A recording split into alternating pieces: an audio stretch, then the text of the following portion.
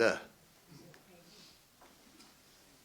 الشعب المغربي يكن كل المودة والمحبة للشعب الجزائري، واللي ما أمنيش ونفس الشيء، واللي ما أمنش يشوف واش صرا في المغرب نهار اللي دينا لا كوب دافريك في الرباط، في الدار البيضاء، في وجدة. شعب حبنا ونحبوه، فيه قيادة في ذيك البلاد وقيادة هنا. كانت الأمور ماشية وماشية كما يلزم، ولكن احنا ما نقولش سذاجة. الجزائري لما يعطيك كلمته يموت عليها، وكاين اللي يعطيك كلمته باش يرقدك وراه يحفر من تحت، ماشي كيف كيف.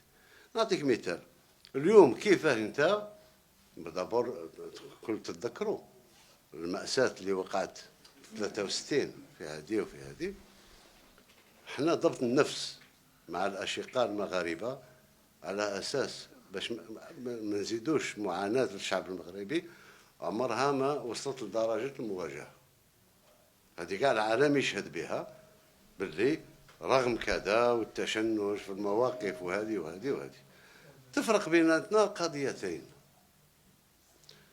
قضية فتح الحدود.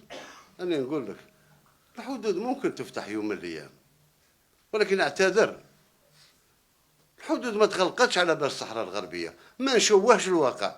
أنا نتذكر كانوا عندي شبان جامعيين هذاك وين كملوا مشاو يتفسحوا تما 3 أيام باش خرجوا، اللي لقاهم يعطيهم اللي كذا.